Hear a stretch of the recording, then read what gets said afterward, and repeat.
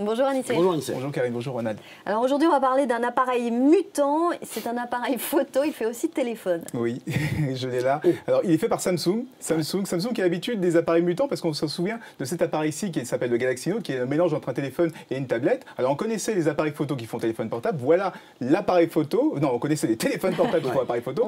Voici l'inverse, là, ça y est. C'est un appareil photo classique, sauf que quand on le retourne derrière, eh bien, on a exactement le Galaxy S3. Donc, c'est le téléphone téléphone portable de Samsung. Et quand on ouvre le téléphone, on peut mettre à l'intérieur une carte SIM. L'intérêt, pourquoi mettre une carte SIM dans son téléphone portable, c'est qu'aujourd'hui, la photo... C'est un appareil photo ou un téléphone? C'est un appareil photo, mais qui est de plus en plus connecté. Aujourd'hui, ces photos, on les envoie sur Instagram, on les envoie sur Facebook. Et donc, avec une carte SIM dans son téléphone portable, l'intérêt, c'est pouvoir envoyer automatiquement ces photos sur Internet une fois qu'on les a faites. On est toujours connecté. Il y avait la mode des appareils photos qui intégraient le Wi-Fi. Là, c'est l'étape supplémentaire. On a l'Internet dans la rue. On peut faire ces photos, les envoyer directement sur ses réseaux sociaux ou sur Instagram.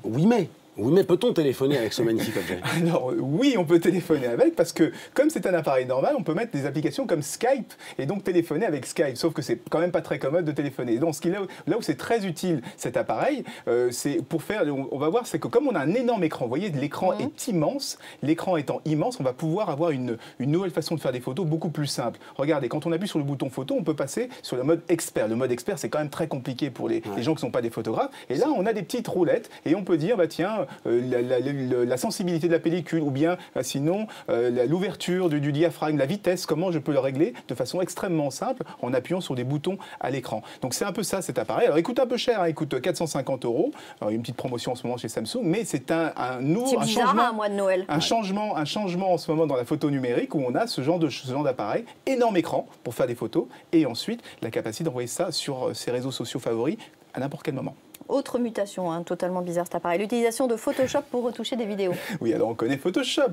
Dans les magazines, la plupart des personnes sont retouchées.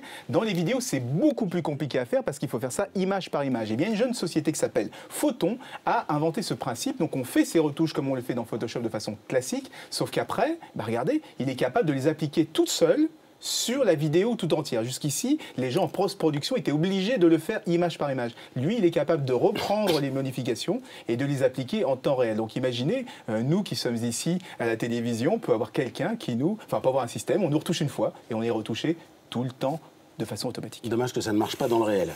Merci beaucoup Anissé.